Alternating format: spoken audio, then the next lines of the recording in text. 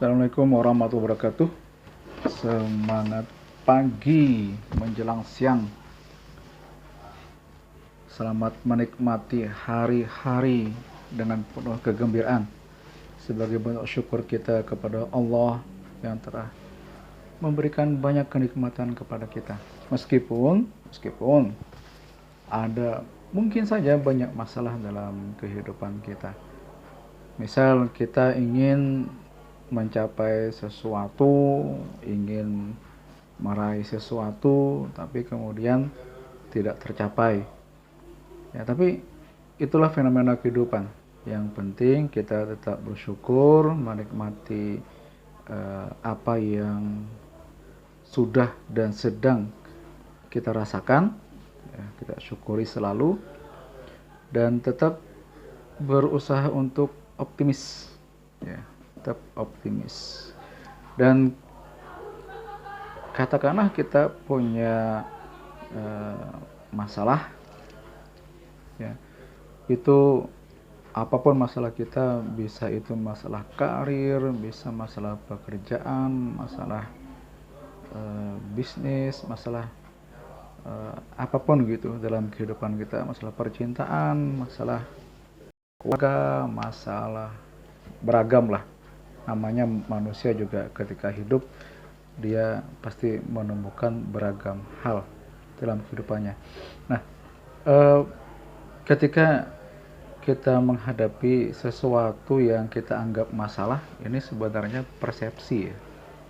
Sesuatu itu masalah atau bukan, itu sebenarnya persepsi. Bagi sebagian orang, ketika mendapatkan sesuatu yang tidak diinginkan atau sesuatu yang ingin diraih tidak terwujud, itu dianggap masalah. Sebagian orang mengatakan seperti itu. Tapi bagi orang yang lain justru itu mungkin dianggap sebagai sebuah tantangan. Ya. Jadi kalau keinginannya tidak terwujud, tantangannya adalah bagaimana bisa mewujudkan hal itu. Jika ada sesuatu yang terjadi dalam kehidupan kita, itu tidak kita inginkan, itu bagi sebagian orang dianggap sebagai sebuah tantangan atau bahkan sebagai sebuah peluang. Nah, jadi masalah itu dianggap sebagai sebuah persepsi. Orang yang lulus sekolah atau kuliah tidak punya pekerjaan, ya, setelah sekian lama dari kelulusan itu mungkin bagi sebagian orang dianggap masalah. Tapi bagi orang yang lain itu dianggap sebagai sebuah tantangan atau peluang. Ya. Nah, ada 3 poin mungkin ya, mudah-mudahan bisa diterima. Ada 3 hal yang harus kita benahi ketika ada dalam tanda kutip masalah tadi muncul dalam kehidupan kita. Ya. Yang pertama, ketika sebuah masalah itu muncul, yang pertama adalah kita melakukan yang namanya recovery iman. Saya katakan recovery iman karena ini hal yang mendasar menurut saya. Karena begini, setiap masalah, dalam tanda kutip ya, setiap masalah, karena orang lain memandang itu sebagai sebuah peluang. Setiap masalah atau sesuatu yang terjadi dalam kehidupan kita yang kita alami, atau keinginan kita yang tidak terwujud, itu menunjukkan bahwa ada kekuatan di luar diri kita yang mengendalikan kita, yang mempengaruhi kita.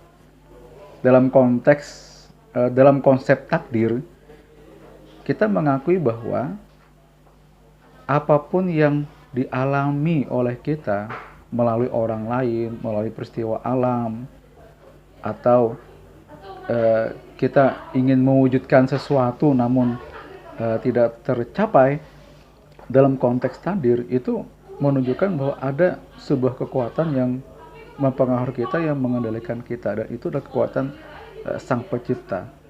Berarti Allah menghendaki sesuatu yang lain, ya.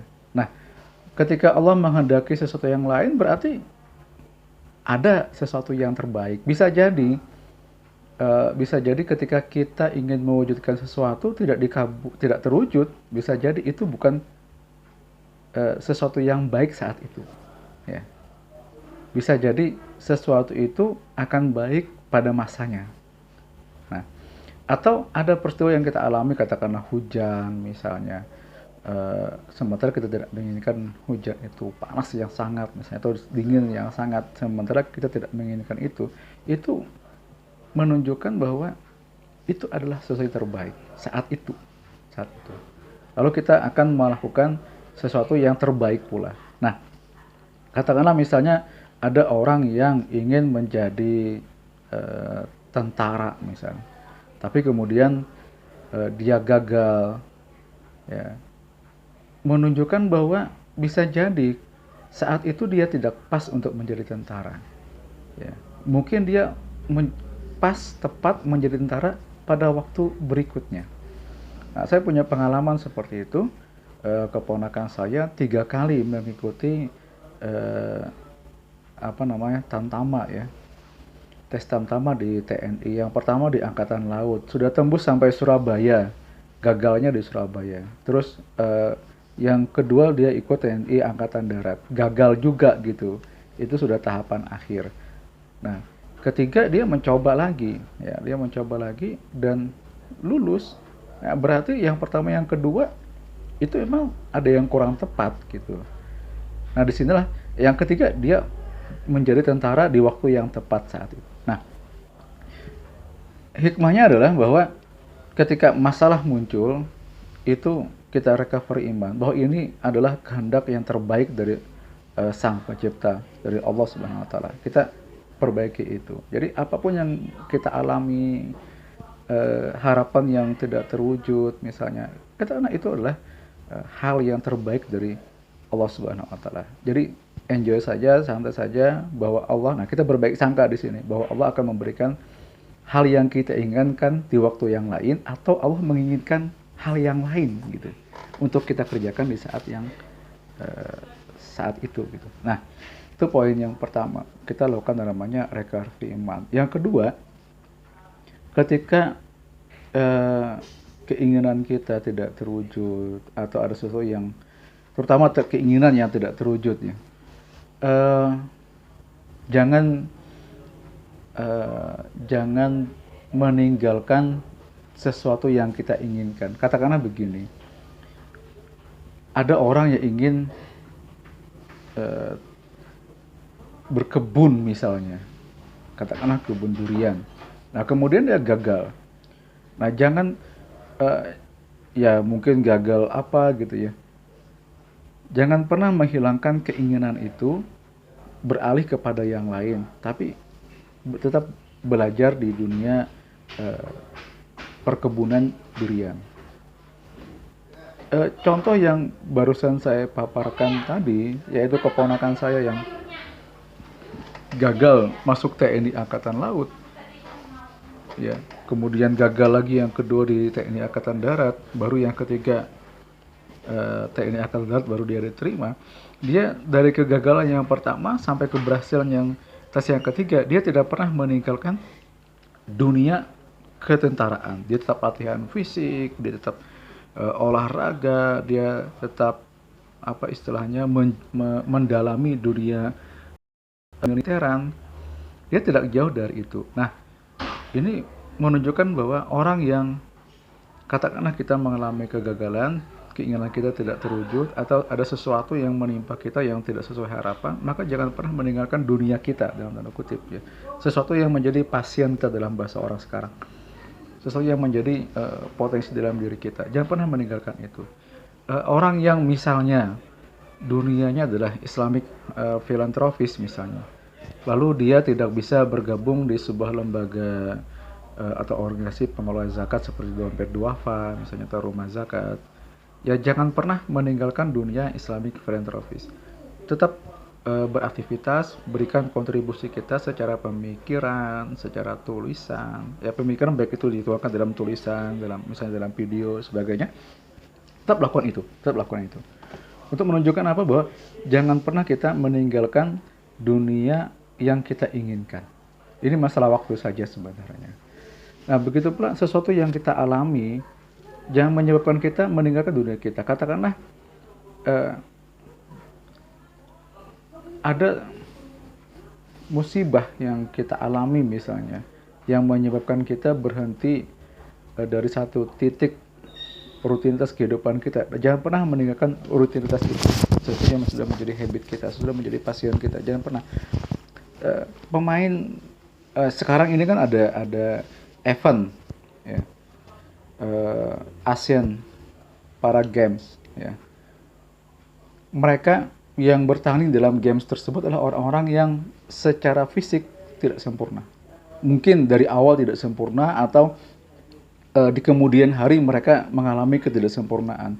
Tapi yang menjadi pelajaran bagi kita bahwa orang-orang yang para atlet yang bermain di para Asian para Games tersebut adalah orang-orang yang punya pasien, dan tidak mereka hilangkan pasien itu disebabkan karena keterbatasan fisik.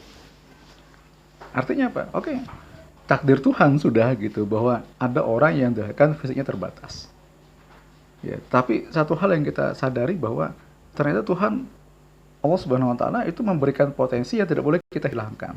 Sehingga tetap ada orang yang main bola, ya, tetap main tenis meja, tetap main angkat besi gitu. Dengan keterbatasan fisik yang mereka alami. Artinya recovery iman inilah takdir yang terbaik buat saya, harus dilakukan. Yang kedua, jangan pernah menjauhkan diri dari apa yang kita inginkan, sesuatu yang menjadi passion kita, sesuatu yang menjadi jati diri kita. Nah, itu yang kedua ketika ada masalah. Yang ketiga, manusia itu memang punya keterbatasan, ya. Yang namanya makhluk itu pasti punya keterbatasan. Kalau makhluk tidak punya keterbatasan namanya kholik, ya. Nah, kholik itu tidak punya keterbatasan, ya, makhluk punya keterbatasan. Nah,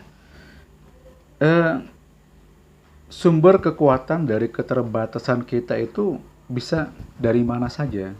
Untuk menguatkan diri kita dengan keterbatasan itu, sumbernya bisa banyak.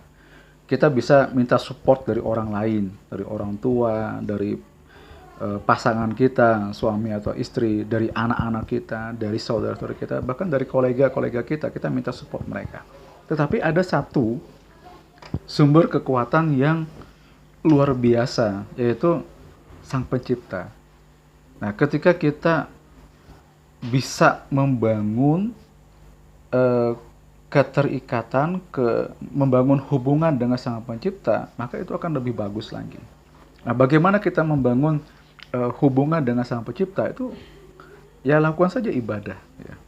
Maka poin ketiga adalah terus beribadah kepada Sang Pencipta. Ya, kalau dia Muslim, perbaiki ibadah sholatnya, puasa, zikir, ya, baca Qur'annya, perbaiki itu, doanya diperbanyak. Dan amal-amal soleh itu juga harus senantiasa dikerjakan, ya. Ada sedekahnya, memberi hadiah, mendoakan orang lain, ya. Melihat orang sukses didoakan, mudah-mudahan suksesnya berkah. Melihat orang yang mengalami masalah yang sama dengan dirinya, dia doakan agar orang itu segera keluar dari masalahnya. Melihat orang bahagia, kita doakan. Melihat orang sedih, kita juga doakan. Intinya bangun hubungan senantiasa dengan Sang Pencipta, ya, dengan ibadah, dengan amal-amal soleh lainnya. Nah, tergantung agama masing-masing. Nah, saya yakin setiap masalah yang kita hadapi, kegagalan yang kita temukan dalam kehidupan ini, itu pasti akan menemukan solusinya. Kalau itu masalah, pasti ketemu solusinya. Kalau itu kegagalan, ya itu kegagalan sementara, itu pasti nanti akan tercapai. Karena banyak orang-orang yang ketika menemukan masalah, dengan memperbaiki recovery imannya, tidak menghilangkan passion dia, potensi dia, tidak menghilangkan kedekatan aktivitas ibadahnya, itu ternyata masalah dia bisa selesai. Atau ketika dia gagal, dia juga melakukan hal yang demikian, ya, kegagalan itu sementara, ternyata ada proses keberhasilannya. Nah, apa yang terjadi pada hari ini itu tidak menggambarkan masa depan, ya, tidak menggambarkan masa depan. Artinya kalau kita gagal bukan berarti masa depan kita suram, itu belum tentu, ya. Tapi hari ini memang menentukan. Sikap kita pada saat ini, pada hari ini menentukan masa depan. Kalau kita bagus menghadapi masalah pada hari ini, saya punya keyakinan itu juga akan bisa diselesaikan, akan bagus juga hasil nanti di masa depan. Jadi membangun masa depan itu ya pada hari ini dengan cara ya tadi, ketika ada masalah anggap itu sebagai sebuah tantangan atau sebagai sebuah peluang. Ketika menemukan kegagalan, yakin itu adalah kegagalan sementara. Nah, ketika itu terjadi pada diri kita, maka lakukan 3 hal: recovery iman, ya. Jangan hilangkan dunia kita, jangan jauh dari dunia kita, jangan beralih kepada dunia yang lain. Kemudian lakukan terus ibadah dan amal soleh lainnya dengan sebaik-baiknya. Oke, selamat pagi, mudah-mudahan bermanfaat. Assalamualaikum warahmatullahi wabarakatuh.